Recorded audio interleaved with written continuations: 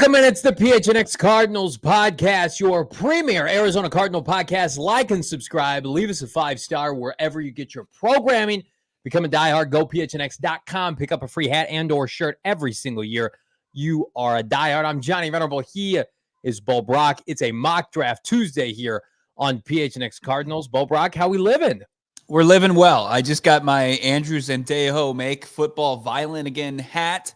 I'm pumped. The vibes they're high right now, even though we continue to not be in studio. I'm actually pretty convinced that Damon Dog and myself, my road dog, Damon Dog, that we're never going to make it back in the studio ever again. We are cast off to do road shows for the rest of our lives.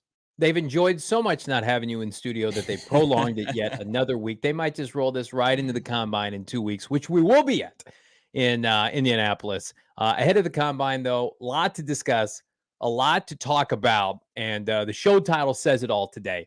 What guarantees the Arizona Cardinals an opportunity or certainty to take one Marvin Harrison Jr. out of Ohio State?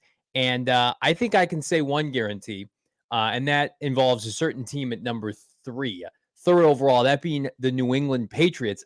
This was tipped off a little bit late yesterday on our show. A couple viewers pointed this out, so I wanted to follow up on it. So Dan Graziano has been kind of hit or miss with Arizona Cardinal takes, but he had a big ESPN article breakdown. And this is from Dan Graziano. Now, it's aggregated from our guy Dove on Twitter, so take that with a grain of salt. Dan Graziano came out with an article. Warning. Yes, very much so. Big time fraud, Dove. Still never met Dove at one of these events we've been at. It's almost like they don't want him around. But Dan Graziano basically said that the New England Patriots are exploring their option to trade down. They're basically putting it out there circa the Cardinals last year. Hey, make us an offer. And I would say if that happens before the draft, let's say Minnesota, the Vegas Raiders, the Denver Broncos, somebody comes up with the New England Patriots, are we going to be doing a show later that day at 4:30, basically celebrating the arrival of Marvin Harrison Jr.? I say yes. Absolutely. No doubt about it, because I think that the teams that are desperate enough to make that move, right? And we've already heard it from Tony Pauline, the reports out of Denver that Sean Payton is dead set on one of these top 3 quarterbacks, or the Las Vegas Raiders. These organizations, Johnny, that had to be pounded over the head to say, hey, you need a good quarterback to compete in this league. And they're like, no, we're good. We're going to use these 30-plus-year-old retreads and try to make do.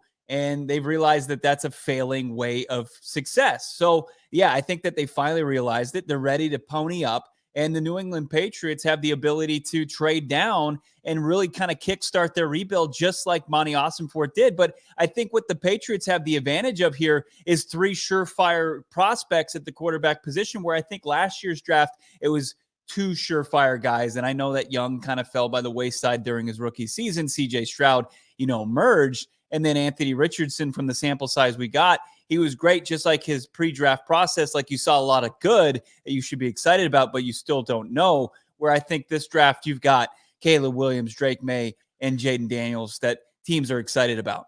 It's a better class than last year. It's a better class than 2025. I can say that unequivocally. CJ Stroud, even though he went 2nd overall, the smear campaign that he experienced last draft season was egregious. It was borderline criminal. And I don't, teams probably trying to push him down, but I saw mocks where he fell out of the top 10 to 15. I mean, it was a really wild situation. And as you mentioned, Anthony Richardson's rise didn't start until mid to late March. His pro day, obviously shining at the NFL Combine, very poised with his answers with the media coming out of Florida. Like, we feel pretty good right now. Like, Dan Brugler just released his, I think, NFL Top 100. Coincides a lot with Mel Kiper Jr., Daniel Jeremiah. Like, there are 3 to 4 quarterbacks that are not only lock first rounders that are easily top 10 to 15 guys, and then there are 3 quarterbacks in particular that most people think will go top 5, hopefully top 3. And to kind of go off of what you're saying, the New England Patriots are in a very similar situation with the Arizona Cardinals in that they have 2 choices. The Cardinals have 2 choices. The Cardinals are either going to take a player named Marvin Harrison Jr., and the Patriots are either going to take a quarterback, or the other team's going to trade down. So if the Patriots decide to not take a quarterback or Marvin Harrison Jr., it makes the Cardinals' job exponentially easier. You just trade down. If they say, we're going to take this generational player and we're going to be stubborn and we're going to allow ourselves to have a cheat meal, because that's what Marvin Harrison Jr. is for them. It's a cheat meal, right? Yeah. And then you're going to turn around the next day and it's like, oh, I don't have my workout equipment. I own my treadmill. I can't really put this to good use, right? I can't work off my cheat meal. The Cardinals are going to say, thank you very much. We're going to take our vitamins and our medicine for the second consecutive year, and it's going to prolong our sustained success. That's why I'm not a believer. It's just some people in the chat saying a lot of these, Christopher White, a lot of these draft simulators have MHJ going to Washington. That makes even less sense than New England when you consider Johan Dotson is there, Terry McLaurin is there, Curtis Samuel is there. They could take a wide receiver later. I mean, like, receiver is like the only position they don't need. They have Logan Thomas. They have no quarterback. Like, Sam Howell beat the Cardinals in week 1, and then he proceeded to like throw as many touchdowns as interceptions the rest of the year. I mean, he's not a competent NFL starting quarterback. He's like of the Taylor Heineke's of the world. So again, like, you can trade down, and there's always rationale to trade down, but then you better look yourself in the mirror ball, Brock, and answer, why aren't we just taking this player? Why aren't we just taking this quarterback when we have none? Right. And then when you kind of try to look at this draft board, and I see in the chat, what about, the Chargers? Is there any concern that the Chargers could come up from 5? No. And the Patriots just go down 2 spots? Trying to kind of forecast who could be some of those movers. We talked about Chicago yesterday, and Adam Hogue basically kind of, debunked that, they would be very content with Caleb and, whoever's available between Malik Neighbors and Rome Odunze potentially at 9. I mean, I just don't see a team pulling a Houston and getting way up for a non-quarterback. I just don't think that it's realistic. Like, it was not unprecedented, but as far as how the NFL has shifted in making it a premium as far as quarterbacks and what we deem premium positions. But walk our viewers how that happened last year and who is the instigator of that trade. Because it doesn't seem like Houston, rewatching the footage, Bo, was the instigator to that. What do you say? Are you implying that Monty Ossenfort? Yes, it felt like Monty Ossenfort was like, somebody come up. We want to come down. And that was what was crazy about the deal when it was all said and done was it was Houston negotiating against themselves. Yes. And the fact that Monty Ossenfort was able to get as much in return as he did for a non-quarterback, but at the same time, they're going up from 12 to 3. And that was really the only option outside of the Arizona Cardinals having to stick and pick for Paris Johnson Jr., which, you feel pretty confident saying they were going to do. So it's different because at this point last offseason, Anthony Richardson, there was too many question marks for people. Like if you had mocked Anthony Richardson, even at 4, where he was actually selected, people would have said, you're absolutely fucking nuts. To where now people are saying Jaden Daniels, or you could even, push somebody as recently in a respected network in the draft network, putting JJ McCarthy at 5. Like it's a legit 3. And that just plays to the full advantage of the Arizona Cardinals in guaranteeing the ability or the opportunity to select Maserati Marv 4th overall. Yeah, I think we've got that clip now, or that excerpt from Dan Graziano, again, aggregated from our frenemy Dove on Twitter. People around the NFL also believe that the Patriots might trade down from 3 and address the QB position in free agency. The latter half of that is laughable. No, if you do that, you're basically waving the white flag this year, which is the smart move. Like, yeah, let's go sign a Jacoby Brissett or somebody to get us through the slog of this season. Because make no mistake about it, you're not going to be competitive. We had people from New England tell us that their roster is expansion level bad. Who does that sound like? Oh, I don't know. A certain Arizona franchise from this past year that also trade down. Like, I don't think Will Anderson Jr. and Marvin Harrison Jr. are comparable prospects, Bo. But it almost does feel like the Cardinals and the Patriots are in the exact same situation, 365 days apart. The fan base last year, Arizona Cardinal fan base, you need to take Will Anderson Jr. You have to take Will Anderson Jr. Generational. We were calling him blue chip, the best singular player along with Jalen Carter. And then the tire stop at the NFL Combine last year, Cardinals really actually want to trade down. They don't have Will Anderson Jr. rated that high. I don't doubt that the Patriots have Marvin Harrison Jr. rated high, probably one of, if not the best player on their board, but they're probably very much of the mindset like, we need more picks, guys. This is just not going to work. We're going to lose our jobs. We need an influx of talent. Right. We have to compete. And the difference was the Cardinals had Kyler Murray on a big deal coming off an ACL. They weren't going to take a quarterback. The Patriots have two options: take a quarterback, which I inevitably think is still going to happen, or trade down and rebuild this roster one player at a time. And I saw somebody in the chat saying Dane Brugler has Malik Neighbors as his third overall player behind Caleb and Marvin. I mean, you see that, and it speaks to the depth at receiver in this class. This is going to work out for the Arizona Cardinals. By hook or by crook, we are going to get three quarterbacks in the top three because of the sense of urgency that these teams are feeling. The Raiders have no one. The Vikings have nobody at the position. You think about like competing against Jordan Love and Caleb Williams if you're the Minnesota Vikings, and Jared Goff and the renewed Detroit Lions, and you play in a dome, like you're in striking distance. The Vikings are always one of those teams, 7, 8, 9 wins. You're never going to be in this position again. Yeah. So the Cardinals just sit back, play it cool, and if the Patriots want to F around and do something stupid, you're going to be ready to take advantage. Yeah, everybody absolutely crushing it in the chat. I'm loving it. Eli saying Monty Austin Humongous Balls is his nickname. One of many, right? Obviously Boston Ford out there, which we love. A couple of the handles out there by some chat users out there. But I talked to Thomas Dimitroff, and it's an interview that we have right now that's exclusively for diehards. But spoiler, like Thomas worked with Monty in New England for so long. He was their head of, college scouting before he got the job in Atlanta, and he revamped what Atlanta was doing as part of, Matt Ryan and Julio Jones coming to the Falcons and priming them for a Super Bowl run nearly 10 years later. But he kind of is like the blueprint's in place. Like people understand, like at this part of the process, as far as the start of a rebuild, which Monty Austin Ford absolutely understood the assignment and executed it to a high level.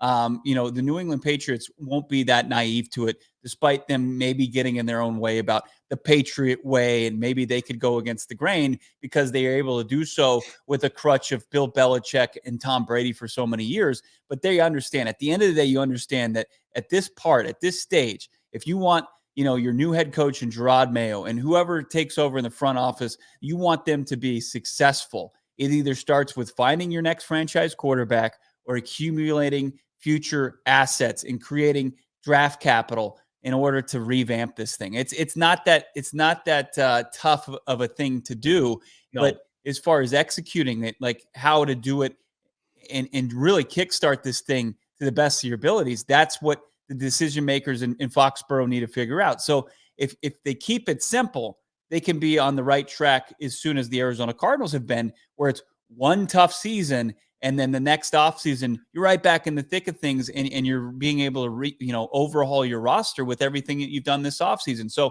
it's simple. It's quarterback or it's trade down. And it might not, when I'm looking at this class, Johnny, if you were put in this situation, like we know organizations love these three quarterbacks. Obviously, Caleb Williams, who's the top prospect in this class. But then when you look at these other twos, guys, like I'm hesitant to give the keys of my franchise to Drake May and Jaden Daniels. I understand the tape's there and the hardware's there for Jaden Daniels, but I watched him play in Tempe. I have my reservations. Like if I'm the New England Patriots, I think my first move is to trade out of 3. The Vikings are in a position to support a young quarterback. You are not. The Vikings play in a dome. The Vikings have an offensive head coach that's been to the playoffs, that likely would have been back in the playoffs had Kirk Cousins not gotten hurt. It's time to jump into the next era of Minnesota Viking football with a young quarterback, right? Like, with all due respect to J.J. McCarthy, Michael Penix, and Bo Nix, like the Vikings are at 11 and they can get up to 3. Like that's a possibility. These teams beyond that, Denver's behind them. It's just not realistic, right? The Vikings could potentially get up to 3, keep Jordan Addison, Justin Jefferson, TJ Hawkinson, and you're cooking with gas. Something fierce. I see in the chat, Jalen, a couple different chimes. Our guy Jalen Blair saying he believes that the Vikings, there's a belief that they love Jaden Daniels. I could see that.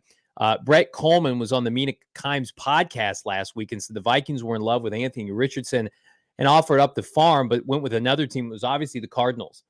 Richardson and Jaden Daniels, it's not apples and oranges, but both mobile, both with special abilities. I happen to think that Jaden Daniels is going second overall. And that might be a little bit of insight into my mock draft, which, by the way, is dropping later tonight on gophnx.com. I think Jaden Daniels is the second best quarterback in this class. I like Drake May and his skill set. I think you could talk yourself into a poor man's Justin Herbert. And I think the Patriots would be wise to consider him. Obviously, the Commanders are going to consider him. But I just think Jaden Daniels, his skill set right now, that's what's winning in the NFL. Special player with mobility. Drake May, I've seen this kind of quarterback bust too many times in my life. The Jake Lockers of the world, like the Blaine Gabberts. There are some guys that have those similar kind of profiles, but I hope he succeeds for the sake of him. I'm just glad the Cardinals aren't in that discussion. But, going back to your original question, like I think there are teams right now that feel like we have a good team. For whatever reason, it didn't work out for us this year. We had injuries. We're in a position of striking distance. I'm sure the Raiders feel this way naively, but you're also, okay, I play in the AFC. I'm the Las Vegas Raiders. I'm going to be in a division. Sean Payton, we've seen, is competent. Like, he's going to be right around 500 every year. Jim Harbaugh's in my division with Justin Herbert now. And oh, by the way, modern NFL dynasty, Kansas City, your quarterbacks are Jimmy Garoppolo and Aiden O'Connell. Like, is J.J. McCarthy changing that? Is Bo Nix changing that? Or are you going to say to yourself, if you're Antonio Pierce, you know what? I'm going to buy myself more time. I'm going to go up and get somebody and reset my rookie wage scale clock. He loves Jaden Daniels. I mean, of course. He was part of the reason Jaden Daniels was in Tempe wearing Sun Devil maroon and gold. I mean, that's everybody pretty much knows that. So I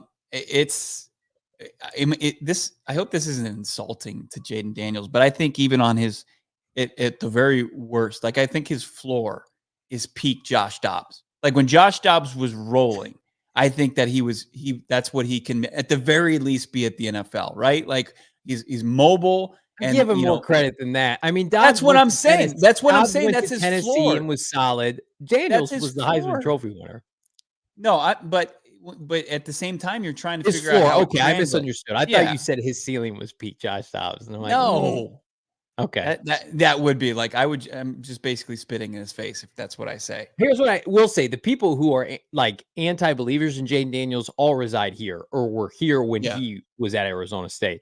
If you need an example of how important coaching is, I mean, like, Kyler Murray couldn't succeed long-term with Cliff Kingsbury. Jaden Daniels couldn't roll with Herm Edwards. Like, get around good people. Kyle Shanahan got Brock Purdy to a Super Bowl. Like, what are we doing here? Like, that coaching matters. Right. Googsy. You're speaking probably for a lot of people, but we're trying to convince these teams to take him. I said peak Josh Dobbs, the Dobb father that we all fell in love with, and then he ripped our hearts out once he turned back into a pumpkin, like my co-host said. It's I'm talking when at his very best, that's his floor. I mean, that was winning football. He played winning football. He was. But like, his game does resemble like the height of Dobbs. We're like straight line runner, aggressive. I mean, tremendous athlete. I just like this comment from Han Shot first.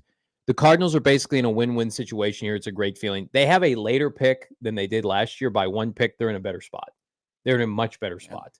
Like, they got it done last year. Kudos to Austin Ford. Got a future one. It's 27. It is what it is. Got Paris Johnson Jr. This has a chance. We're going to look back to this draft. And I've been saying this. We've been saying this throughout the NFL season and draft season. We're going to echo it. This is going to be a franchise-changing draft for the Arizona Cardinals, not just because of the additional picks later on, but because you are likely going to end up with either multiple firsts in future years, if you play your cards right, or Marvin Harrison Jr. Like, that's telegraphed. Whereas last year, we were doing shows after the combine, and we were made to believe that a trade could be done in any day for somebody coming up to Anthony Richardson. It did not happen. It never happened until I was driving into Four Peaks and I got tipped off like the Titans want to come up. Oh, okay. For what? For whom? Right? So CJ Stroud's going to go second overall. Is the trade dead? It didn't happen until they were on the clock, as we saw. So I think if we have an opportunity to see a pre-draft trade like Daniel Jeremiah alluded to, 4 weeks, 6 weeks, 2 months, right after the combine. I mean, it's just, if you're Michael Bidwell and you're Monty Austin Ford, you start printing up the jerseys. You vet the young man one last time in Columbus. You take his family out. You visit with Marvin Harrison Sr., his entire family. Maybe Reggie Wayne. Maybe Peyton Manning could be there. You go to town, have all the merch ready to go, because it will You happen. start negotiations with BJ Ujulari. Hey man, 18, Yeah. you got to have more than, 3.5 sacks in order to keep that digit, buddy. I think he'd be cool with it. I think he'd be fine with it. Yeah, give him Isaiah Simmons' old number 9 or something. Ooh, like that'd be that. sweet. I'd Yeah. love that. Can you guys hear this on the broadcast? There's a dog that's seriously been barking for we can't. all 24 minutes of the show. I'm actually impressed. This dog it might be one of Damon's dogs, but he is nonstop barking in the neighborhood here. Red Sea, there's a scenario currently. If Marvin Harrison Jr. goes ahead of us and we move back with Denver for 2 1s and a PS2, I love that PS2. That's what it would take for Denver, in my opinion. Like I would tell the Denver Broncos, you're asking me to give up on Joe Alt and Alu Fashanu, Malik Neighbors, and Roma Dunzi. Mm-hmm. I need your one this year. I need your one in 2025. We've seen your competent team. You'll be in the teens. And I need Patrick Surtain. And then that's maybe a sweetener or two on day 2 or day 3. That's what it would take. And if you're willing to, Sean Payton might do that. Like to get his quarterback, of course he would. He might do that. He'd be insane. How old's Patrick Surtain? I need to Google that real quick. Is probably he under 25? He's probably right around 25. I mean, this is a guy that's emerging. This is a guy that's the type of player at a position. Yeah, he's 23. He's 23. It's unbelievable. He turns 25 in April. He turns 24 in April. I want Maserati Marv. I absolutely do. And I hate to talk about these alternative universes we have where to, though. He doesn't land for the Cardinals, but I would love for the trade to happen with the actual Broncos and the Cardinals, where Surtain is wearing an Arizona Cardinals uniform. He'll take over that Hollywood Brown old number 2, right? As we're talking about jersey numbers. Yeah. And then we'll just trade. We'll get from DNVR Broncos. We'll get Patrick Surtain over to PHNX Cardinals. And it would be beautiful. Continue his run here on the ALLCITY network. It would be sweet, sweet music. They can have Drake May completing about 58% of his throws in the AFC West next year, going 7-10, and we'll have the best quarterback arguably in the NFL, along with Sauce Gardner. Han shot first. Peyton is reckless. So glad he didn't take the Cardinal job. Go look back at what he would force Mickey Loomis to do in the first round of the draft. The kind of draft day trades they would go up for edge rushers, giving up future ones. Like he's gonna. It would not surprise me at all if he fell in love with a guy at the combine and pounded his fist and said, "Do whatever you have to do." Like he'll say, "I didn't sign Russell Wilson to this stupid ass deal. I didn't trade picks for Russell Wilson. Go get me my guy." Denver and Minnesota and the Las Vegas Raiders. Those are the teams to watch. Those are the teams and Atlanta, but it doesn't feel like Atlanta's got the mojo of these other teams right now. Yeah. You love these gunslingers, these guys shooting from the hip that are willing to make some reckless moves. I like that. Reckless is absolutely right. And as far as that wouldn't have meshed with Monty Ossenfort. And I think that was part of the conversation of why they weren't willing to give a part of the draft compensation and meet his asking price last offseason, where we talked about Sean Payton so often. We were talking about reckless with that combo, but man, unanswered prayers for Cardinals fans, the football gods, Sean Payton being the head coach of Denver and having a falling out with his franchise quarterback, and the franchise quarterback head coach relationship here is strong, and it's probably as strong as it's ever been. Adonis MF asking Bo, what are your current chances of Marvin Harrison Jr. landing in Arizona? Let's go percentage base, Bo. Like I said, I was a little hesitant yesterday, but it's a hesitancy of we don't deserve good things sometimes. Yes. But that's false. I'll say that. It's absolutely false. We do deserve good things.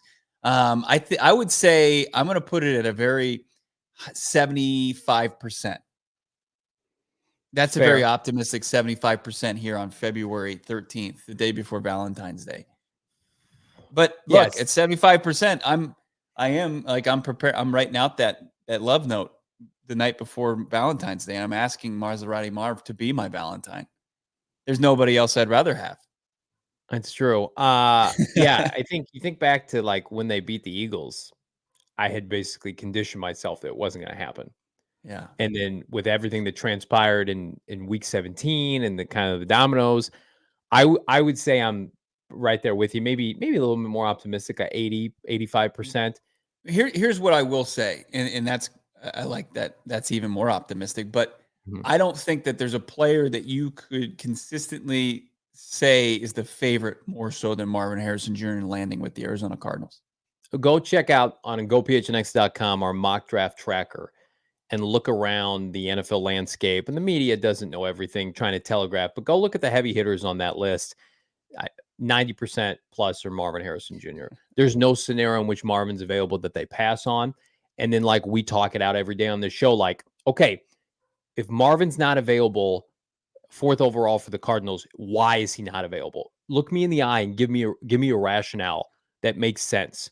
Because if you're looking at me and saying, well, the Commanders took him at 2, that's not happening. There's no chance that happens. You can be funny and cute for clicks. That's not happening. The Patriots are the only other potential landing spot. And we feel very much like if they have smart people in that building, as much as they love Marv, like as much as we loved Will Anderson Jr. last year, doing the best thing for your friend. I saw somebody in the chat earlier. Rebuilds don't start with wide receivers. They just don't. They start with quarterbacks or adding draft capital. And again, if you go into this draft thinking this is an A+ receiver class, which it is, it's a flipping plus. I was doing my 2-round mock draft, which is dropping tonight at gophnx.com. There are receivers aplenty going through picks 1 to 65. The Patriots are going to have their options to go get supplemental receiver talent for Jaden Daniels or Drake May, or if they trade down and sign a free agent quarterback. But man, you think you're going to contend and compete and service Marvin Harrison Jr. in a division with Buffalo and Josh Allen and Mike McDaniel. Aaron Rodgers is coming back. Like, they've got more talent than you. Yeah. You are starting from scratch. You are building the house, as you would say, Bo, during the peak of this rebuild. Tear it down from the studs and build it back up. I mean, the only one you can point to, the only organization that was in need of a new franchise signal caller and waited in the draft to do so was Cincinnati. But when you look at the 2011 draft, it was loaded, but now with quarterbacks. The quarterbacks in that draft were Jake Locker, who was terrible, Blaine Gabbert, who was terrible. And they waited and they got Andy Dalton in the second round, didn't they? And, that was probably the smart move while taking AJ Green 4th overall, 1 pick before, Patrick Peterson went to the Arizona Cardinals. Cam Newton was the top pick in that draft, and they were in a position to get him. So, like, that's not, there's no argument there. Like, they honestly, there's an exception, and there always is, but it traditionally doesn't. And the smart route for the Patriots would be either trade down or go quarterback. Smart route for everybody here is to dabble with our friends at BetMGM. Folks, it's bet 5. Get 158 instantly with BetMGM. Bo, did you make any Super Bowl wagers? I did. I took the Chiefs at the time. I think they were plus 2.5. Looking good in the neighborhood with our friends at BetMGM. If you are dabbling with BetMGM for the first time, welcome, friends. But what have you been waiting for? We're going to hook you up. $150 in bonus bets, regardless of the outcome of your wager. All you got to do, download the BetMGM Sportsbook app on your iOS or Android device, or check them out. Desktop computer, great. And pull up all the props, locks, and you can drop them or keep them with our friends at BetMGM at BetMGM.com. Place a bet, you're going to receive $150 in bonus bets, regardless of the outcome of your wager. Sign up at BetMGM with that bonus code PHNX. Tell them PHNX Cardinals sent you. Check out the show notes for full details. Now listen to my guy, Damon Dog, behind the mic, talk about it in the disclaimer. Only problem, call 1-800-GAMBLER. Available in the U.S. Call 877-8-HOPE-NY or text HOPE-NY 467-369 New York. Call 1-800-327-5050 Massachusetts. 21 plus to wager. Please gamble responsibly. Call 1-800-NEXT-STEP Arizona. 1-800-BETS-OFF Iowa. 1-800-270-7117 for confidential help Michigan. 1-800-981-0023 Puerto Rico in partnership with Kansas Crossing Casino and Hotel. Visit BetMGM.com for terms. This promotional offer is not available in New York, Nevada, Ontario, or Puerto Rico. This week was the actual Super Bowl, and next weekend is the Super Bowl for NASCAR. It's Daytona. And then after that, shortly after that, you got the Valley of the Sun welcoming NASCAR to town, its entire circus, and you can experience that. The roaring engines, the burning tires out there for Phoenix Raceway. They've got the Shiners Children's 500 at Phoenix Raceway. You can find very affordable tickets for the entire family. Get out there and experience NASCAR for yourself. You are not going to regret it. whether you're a diehard racing fan or you're somebody that's just dabbling a little bit, want to check it out for yourself, well, do it by getting yourself some tickets at PhoenixRaceway.com. It's good vibes for the entire family. We're excited to be partnered with PIR, the Phoenix Raceway. Get yourself tickets to the Shriners Children's 500 Phoenix Raceway. The entire PHNX crew is going to be hanging out there. Join us. It promises to be that weekend for good vibes for the entire family. Get your tickets, as I said, PhoenixRaceway.com. Are you at all concerned with this Justin Fields trade, which, by the way, that bad boy feels like it's imminent, doesn't it? Like 2 or 3 weeks max. Like Bears smoozing with Caleb Williams, people at the combine, feels like that's right around the corner. And then Justin Fields is sent packing right before free agency. Does it concern you that the Bears, sounds like they're going to get at least a second added draft capital, that they could come up for Marvin as a result? Or do you think that that's probably not likely? I just don't think that that's likely. Like we talked about it in depth yesterday. We just had a really in depth as far as what the cost would be to get up to 3, and to do that for a non-quarterback and spend that price when you really could just stick and pick where you can maybe navigate, in the general vicinity that they already are in 9, maybe get up to 8 or 7. You can get yourself a Roma Dunze and not have to surrender that much capital going forward. I don't know. I just think that it's still far-fetched. Now, things can materialize, and Ryan Poles can realize, he's really got to do something. And I think that he's kind of handcuffed by the head coach that he decided to move forward with. Maybe he just feels like he needs to maximize the roster with Caleb Williams year 1, but it still seems far-fetched. I still think that they believe that they can get themselves a game-changing receiver, even if it's not Maserati Marvin Harrison. I also see in the chat here from Topher saying, did you all see Kyler's Insta story? He's basically pumped for next season.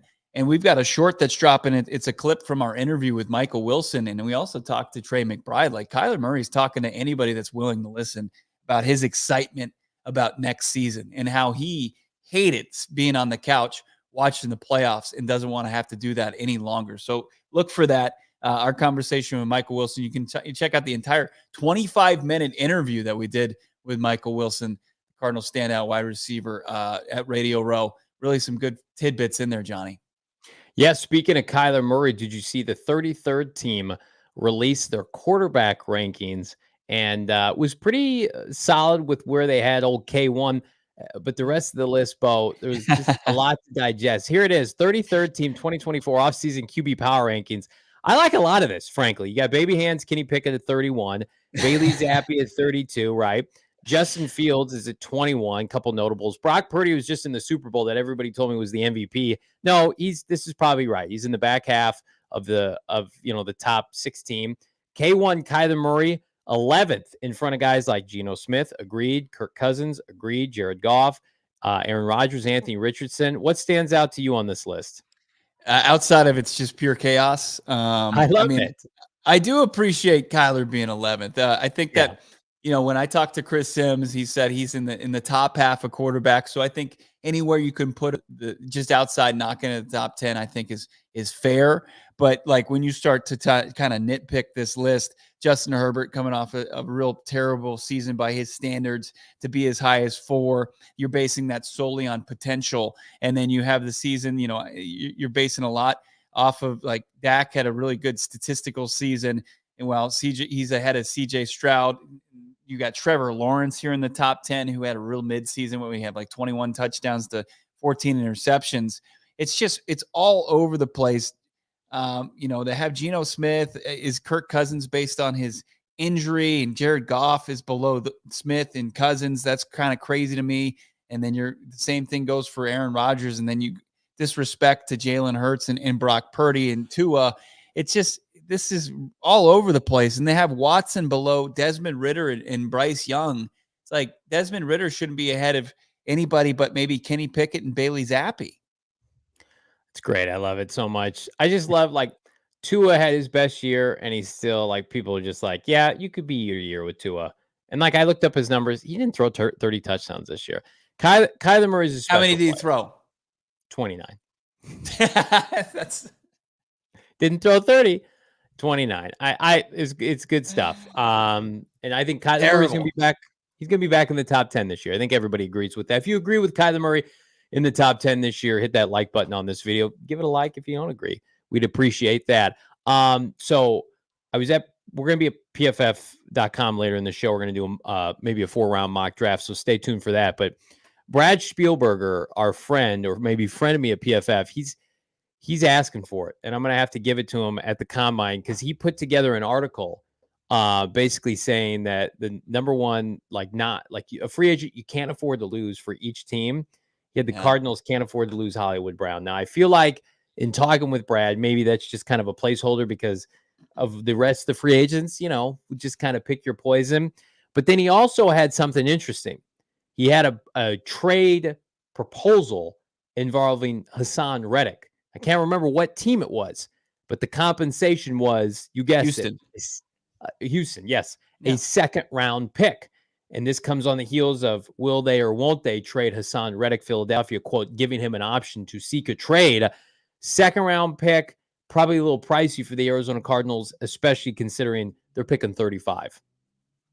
Yeah, it's if you can, that it'd be worth it, right? I mean, I think as far as how he fits in JG's system, his age, would he be willing to sign an extension here? Where they lack playmaking as far as guys who can really create pressure. I don't know. I think if that's what you're talking about, 35, you think it's too rich? Is that what you said? For Haason Reddick, I wouldn't pay 35th pick for Haason Reddick. Would you? I think he's a proven commodity. I think he's a top 10. At 29, you would give up pick 35? Yeah, I would. Absolutely. If you can, and what he's looking for, didn't Haason Reddick tweet out that all he wants to do is really work out an extension? That's really what this is about with Philly. Didn't he kind of say that today?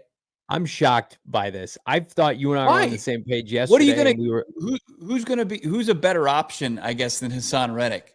Well, okay. Right, I think that this has a ceiling though of 18 months of high-end production, then it falls off a cliff when you're talking about pick 35 is almost a first-round pick that you're using. Cardinals basically have what equates to 3 first-rounders on a fledgling roster, and you want to trade pick 35 for a guy who's 29? Yeah. I mean, wow.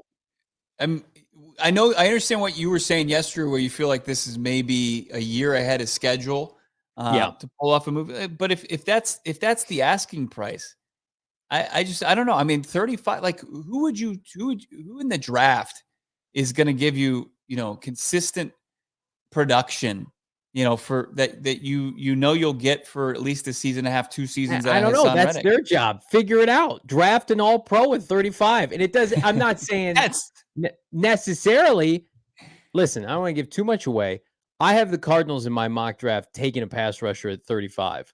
And we may or may not have interviewed him at the Super Bowl last week. Yeah. So you would you take that young man out of Missouri at pick 35, or would you take old Haason Reddick at 29 where you got to pay him money? Come on, Bo. What are we doing here? Za'Darius Robinson. The way that you 6'5", you set that up. Yeah, I understand. He's a massive human being. You hate him now. I'm going to text him and tell him you I don't love like him. I love Darius Robinson. I do, but it really is going to, like I said about Haason Reddick, he's kind of break the glass in case of emergency. If you don't figure out the pass rush, if you don't fill that need sufficiently enough before the draft, right?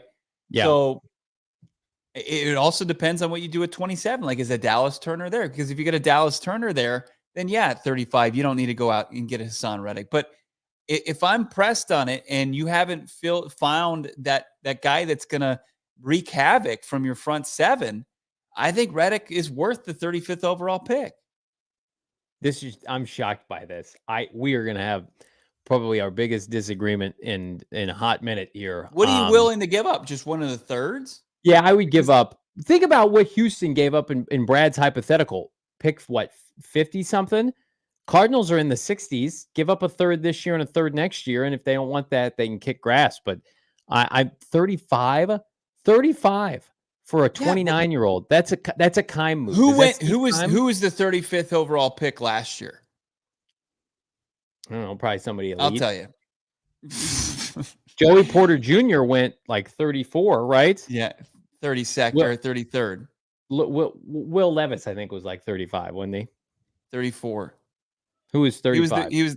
Hold on, I'll get you right there. Just fill with your nonsense that you're not. Adam saying 30 in September. Yeah, you know what? Let's go get. We're going to actually use pick 35 for Haason Reddick.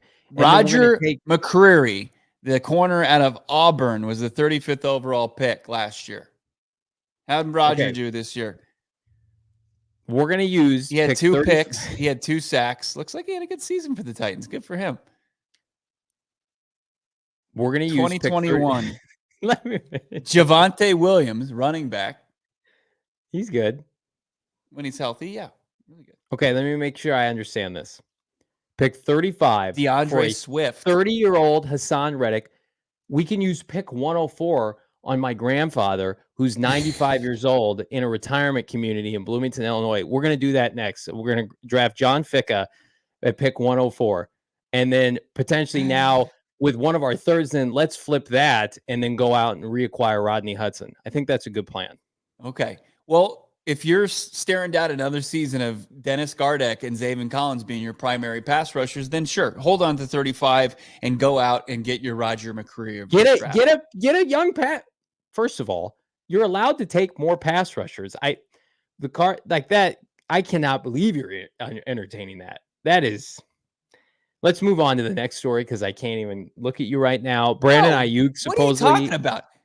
Don't trash me like that. Why is it like that you would take a guy who has in his last, 4 seasons in a row been super productive? And you told me yesterday you wouldn't sign Chris Jones, but you're going to trade 35 for Haason Reddick? 35, yes. Because he's like, if you even let him play at his contract, you've got, I think it's a solid play for maybe potentially a 1-year rental.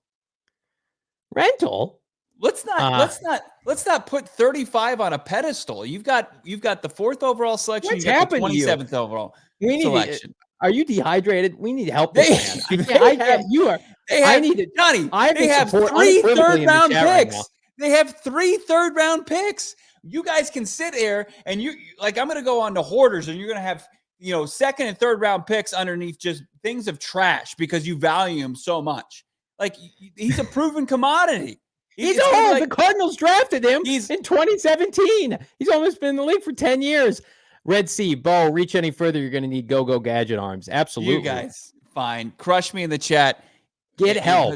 Get help. And we're going to help you right now. I had 17 and a half sacks in 2022 under Jonathan Gannon. You're like, no, I don't want that. I want to just put all my money on potential, on a guy who could potentially be good. How about a guy that's really effing good at football? I wouldn't mind that, Steve, for the 35th overall pick. Okay, Steve Keim. I mean, it's one thing that you can crush Steve Keim, and fine. You want to pit me up with that villain? Fine. You guys, that's on you. But he did flip a 2nd round pick for Chandler Jones. He did. Chandler Jones was also like 26, 25 years old when that trade went down. Listen, do I want Haason Reddick on this team? Yes. Keep your draft picks, and they will. Or they could flip one for Brandon Aiyuk, which this story came out of left field. You and I talked about this after the Super Bowl. So a bunch of Bay Area people, including John Middlecoff, speculated that somebody within the big core of the Niner receiving core would be jet-setted out of town after George Kittle and Deebo Samuel took a dump in the Super Bowl. And I would think it would be one of those two, because you have to pay Brandon Aiyuk, right? He's on a franchise tag. He's a budding star, 1,300 yards this year. Wait just a second. Brandon Ayuk's sister, either sister or girlfriend, I can't remember, took to Instagram to say the following. That's the best part of the NFL offseason. People be wilding. Let's go to the tail of the tape here. Brandon Ayuk's girlfriend here. Do we got it, Damon? Last day. I mean, not our last day. Well, okay, this might have been the last day we touched foot on Levi Stadium, me and Braylon, because we might not be out here next season. Who's Braylon? I don't know. We got also the follow-up. Do we know who that nice girl was? I have no idea. That's his girlfriend, and she was so confused in the car. She was brushing the teeth in the car. All right, let's go now to the next video. This one's a little longer. This is Brandon Ayuk's friend on Instagram saying this is the exact reason why we leave in San Francisco. He's basically saying later, thank you 49ers for drafting my brother. Oh, this is his brother, or maybe. We are forever grateful. BA to Vegas. Brandon Aiyuk to Vegas, maybe? I don't know what that means. Brandon Aiyuk then went to meet with reporters today and was incredibly non-committal about his future with San Francisco. That is maybe the most shocking outcome outside of them blowing the Super Bowl. If they think that trading Brandon Aiyuk to double down on an aging core of Deebo Samuel, Christian McCaffrey, and George Kittle is the play, good luck to you. And I know San Francisco pushes all the right buttons to the model franchise in the NFL right now. But like, if you think you can flip Brandon Aiyuk for like a pick in the teens, how'd that work out when you traded away DeForest Buckler and drafted Javon Kinlaw? It was a huge effing embarrassment. So we can only hope that this is true. Right. And we're talking about this from the standpoint of Rome is falling in San Francisco, correct? Correct. Not from the standpoint. No. Yeah, just because I mean, just watching him in his press availability just doesn't fit, the type of player that Monty Ossenfort, described that he wanted to play for the Arizona Cardinals. But I feel sad for Damon Dog that had to take those two pieces of content and turn them around. No, those were great. I love those. I loved them. But it seems like it's inevitably going to end in divorce. And the ice that John Lynch and Kyle Shanahan are standing on it's getting thinner by the day, which is fantastic. Let's play the girlfriend video one more time. Damon, can we have that one more time? Last day. Or, I mean, not our last day.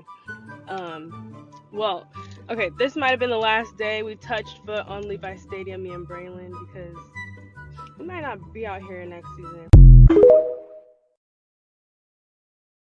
That's TikTok is ruining America. Why not, like that video, unless she was live, just redo your take, get your sentence together and start over. What you get multiple takes on social media. What is happening to the youth in America? Yeah, We need some I help. don't know. I have no idea. Put the phone down and collect yourself. Put the toothbrush down and try again. That was a lot. I'm with you. The first time I watched that, I'm like, this is good. And then, digesting that for the second time, I was confused what was happening. I'm still confused. I have no idea. Who's Braylon? Why does she have a mini toothbrush? What's going on? It's their last day, might be the last day at Levi's Stadium.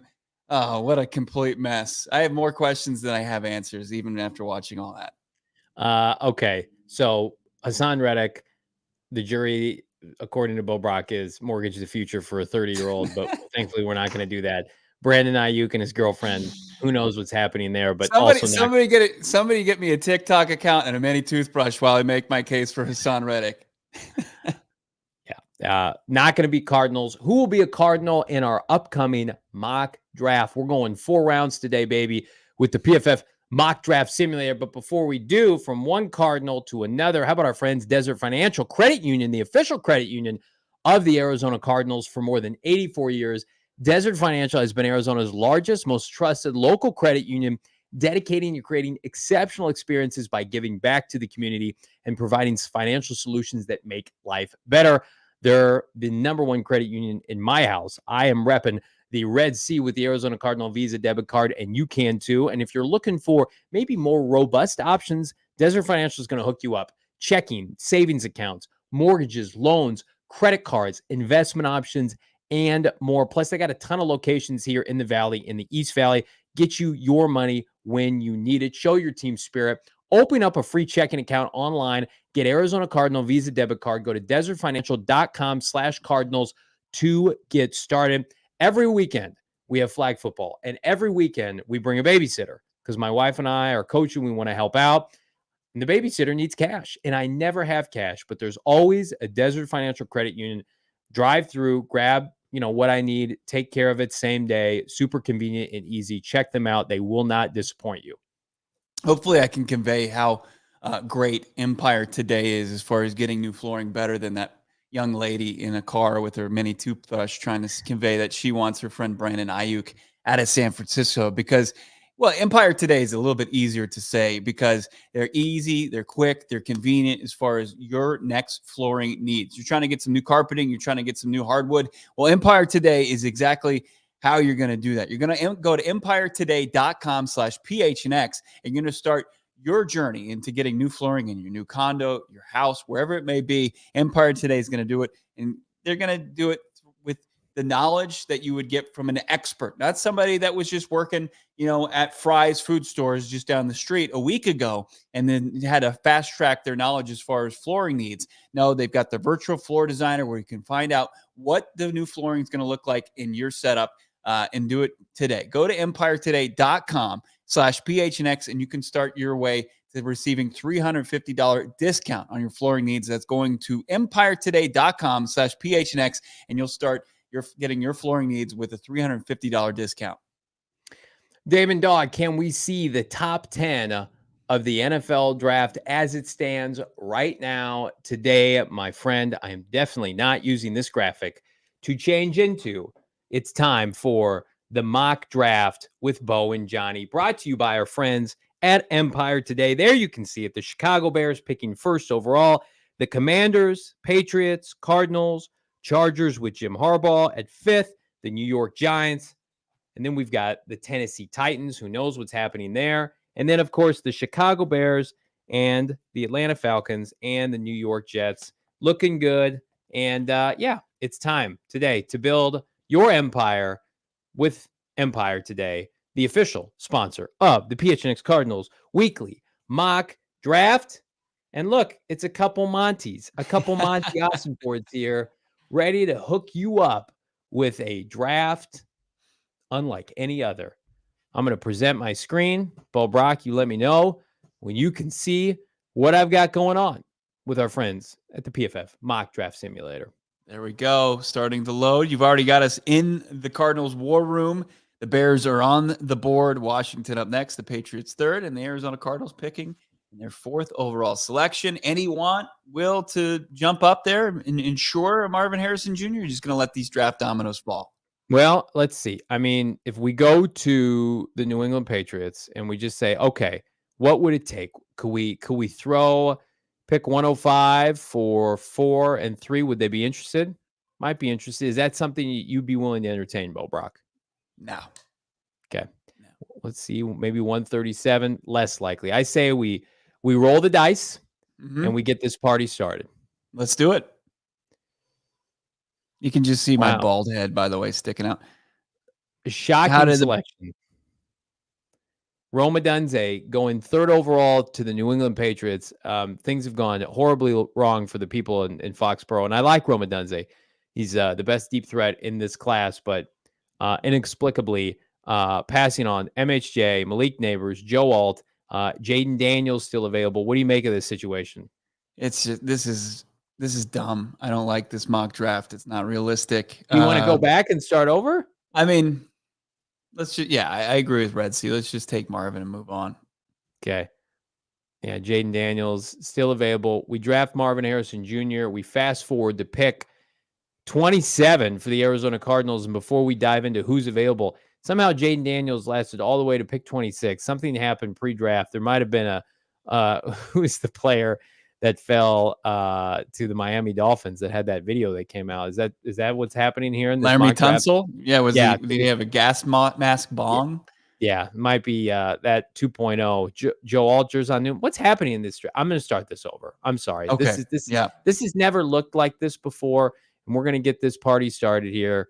Mock draft simulator, perfect. We're going to go back in here. I might have tinkered around with some stuff before this, so we're going to go. Yeah, Well, hold on. Take a look at that. Positional value, slider down, draft needs high. What are you doing? Does that look good? Does that look good? What Take the randomness down as low as it like less. Okay. Yeah. Draft for need, middle of the pack. All right, we're gonna try this again, folks. That was an embarrassment. I was embarrassed for everyone. All right, we started. Here we go. With my bald head just peeking out over this logo. Can we swap this logo, by the way, to the other side of the screen for the next one? It's just Johnny doing his mock draft in a dumb bald cat. All right. Even more chaos.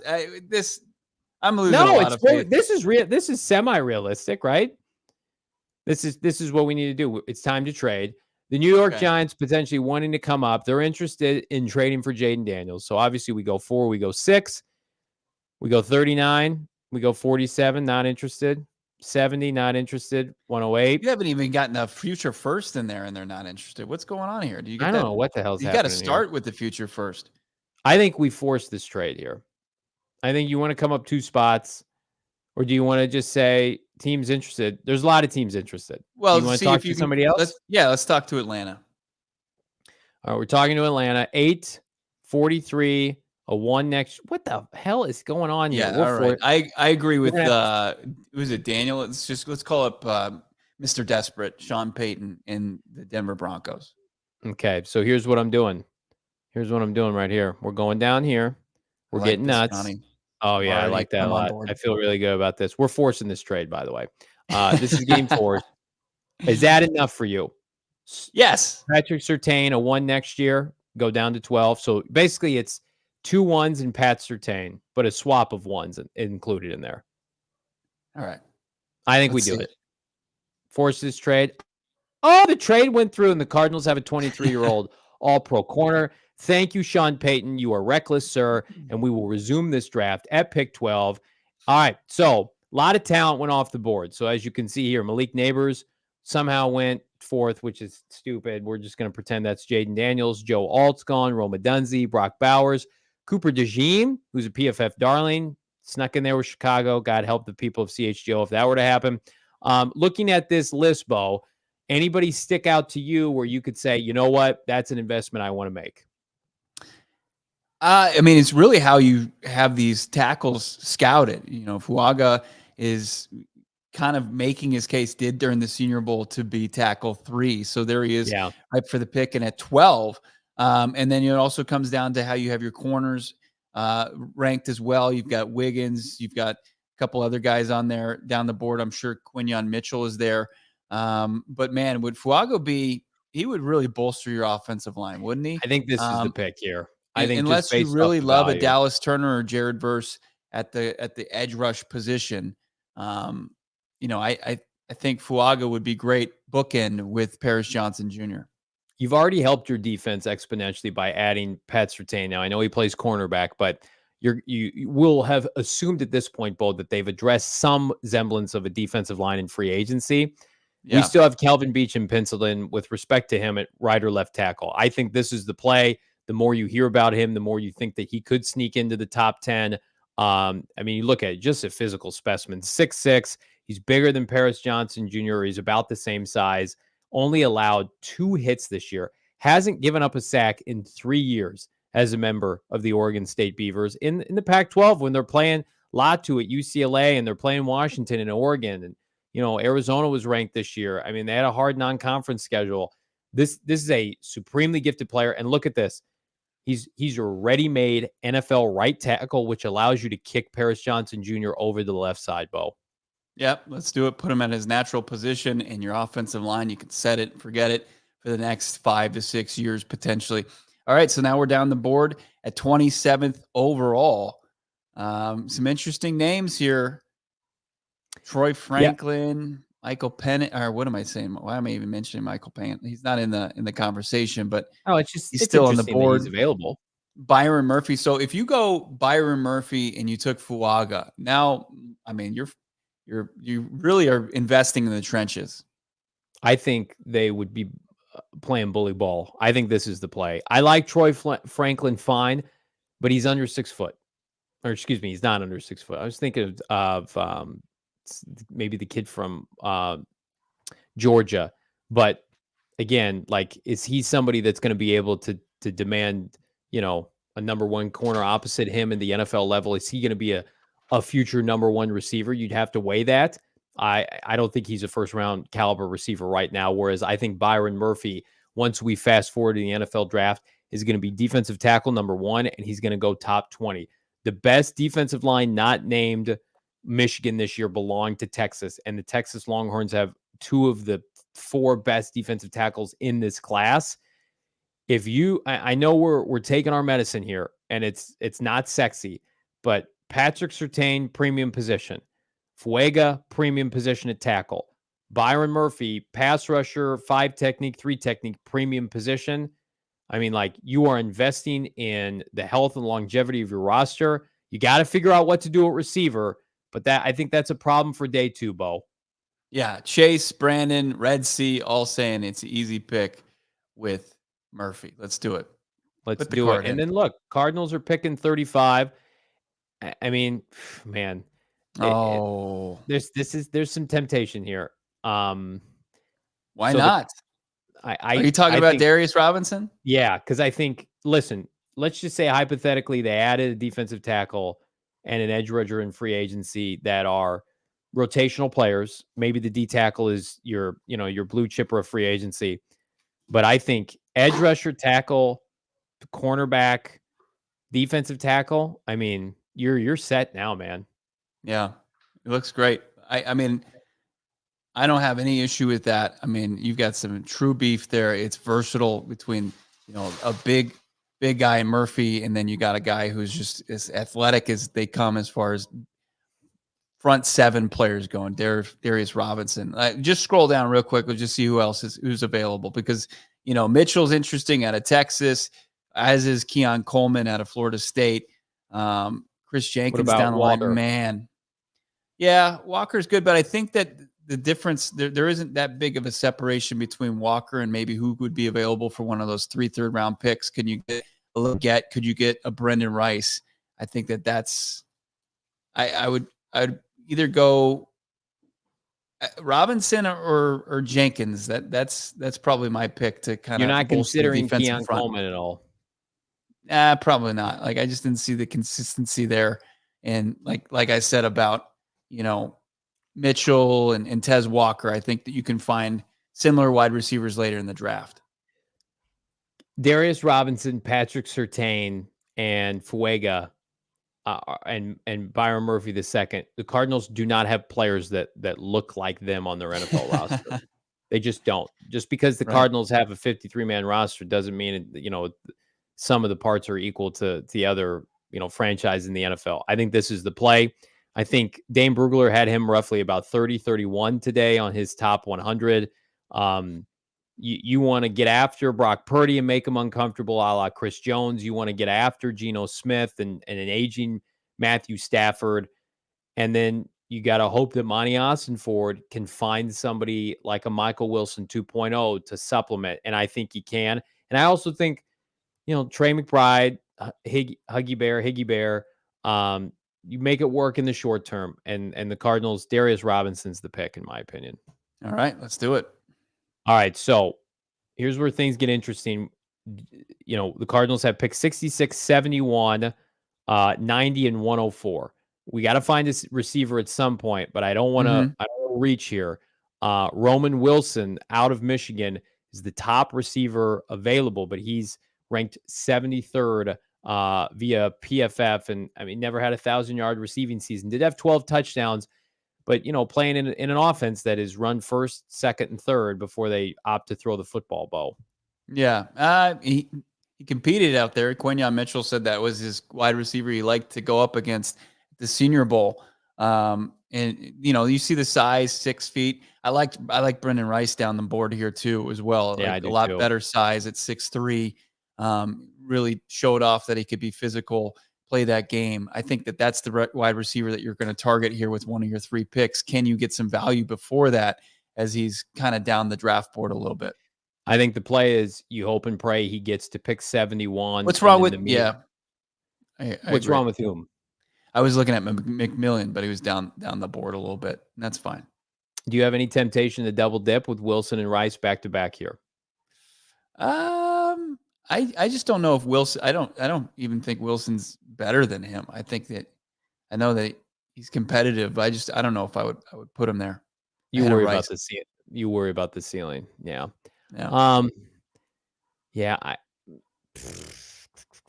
I don't really love any of these players. Maybe the cornerback from Michigan ahead of Rice. Do you just take Rice here? Let's roll down the board a little bit more. Yeah, we're getting into the running back zone now. I mean, let's look at some of these players that went off the board already. Ricky Mari Purcell Thrash is also a good option too. I mean, that's why I wanted to wait on wide receiver, because you got a glut of wide receivers here that you could pick from, and continue to focus on maybe some top premium positions. What do you think? You pull the trigger on the move. Let's go with. I don't know much about the kid out of Kansas. What are we thinking about the edge? Yeah. I mean, it shocks me that they now still have a competent program at the collegiate level. 9 sacks this year in the Big 12.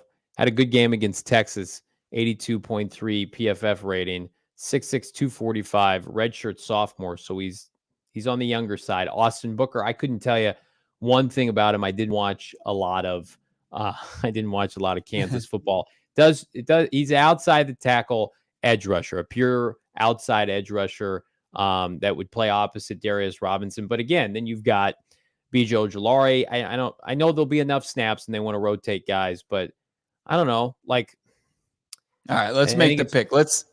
Let's either take the edge out of Kansas or the corner out of Michigan, Sanistril.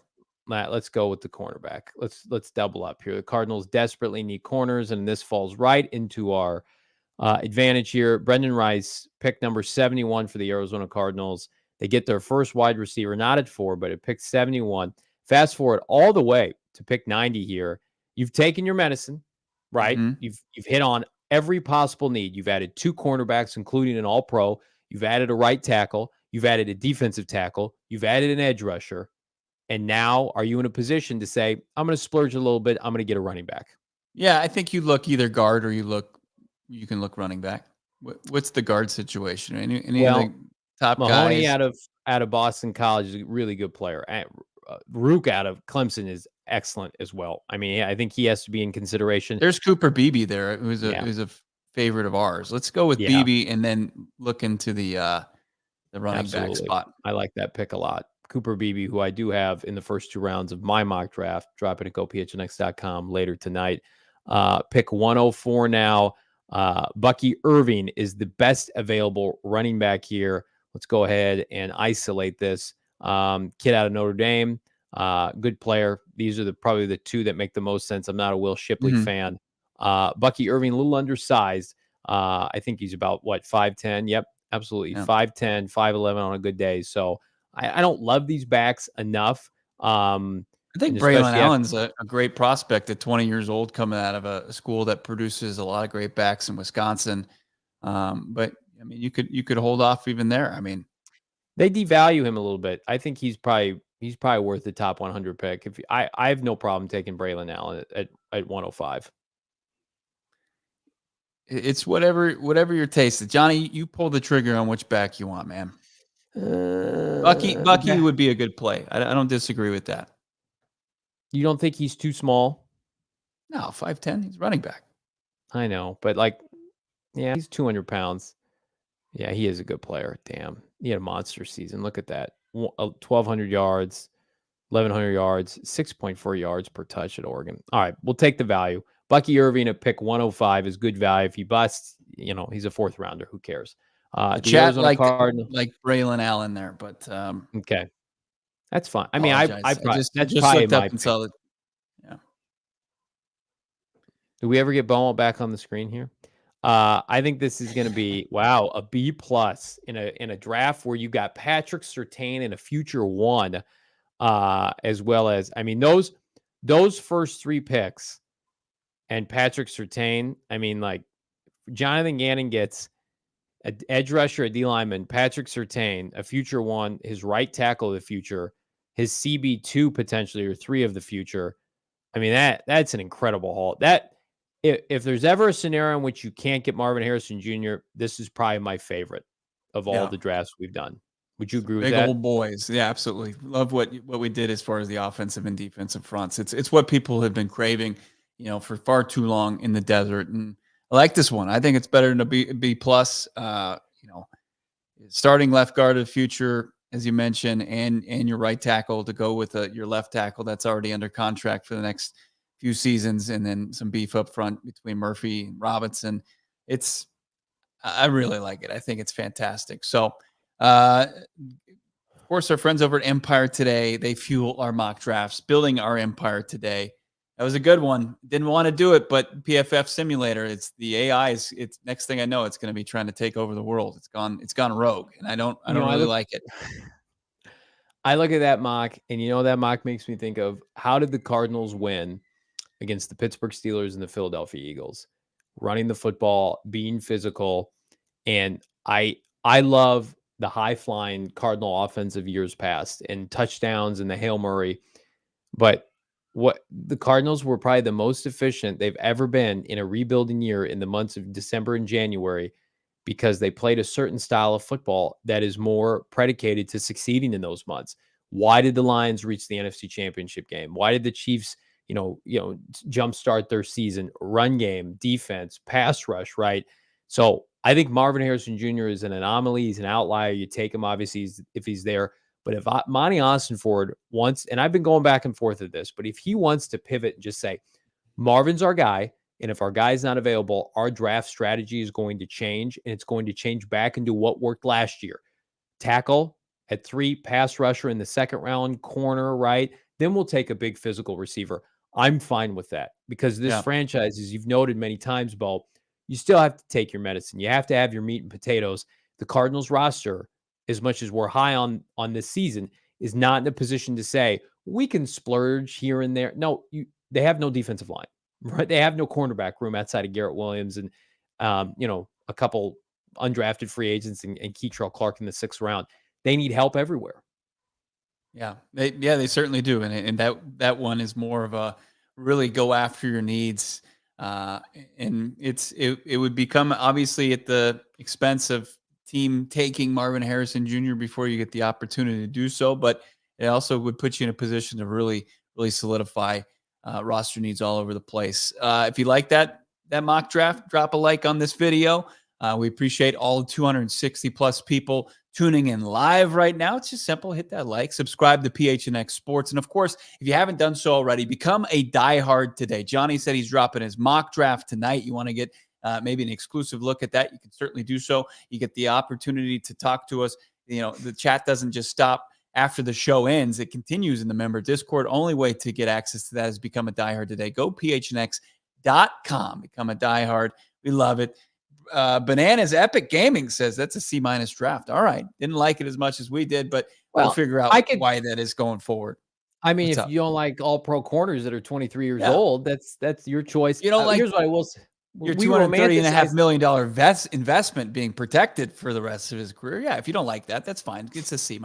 It would be so poetic for Monty Ossenford, after Kyler Murray and his protection was basically disregarded for the entire Keim era, to say, my first 2 picks in each of these 2 drafts are going to be tackles for my quarterback. Yeah. And he's going to play his best football because of it. The people are saying, eat your vegetables, A+ draft. Reese, I think if we had a mulligan, we would have drafted Allen, but I mean, if you pick a back in the 4th round, beggars can't be choosers. We're just going to go BPA at that point. I think anything more, this is not a great back class. I think it's good depth. I think guys could emerge. There's no Jahmyr Gibbs. There's no Bijan Robinson that are going to go. I mean, those guys went top 12 last year. So I think you're looking for quality depth. I mean, James Conner is coming off a Pro Bowl season, and Michael Carter Jr. looked fantastic. I think you just look for a compliment.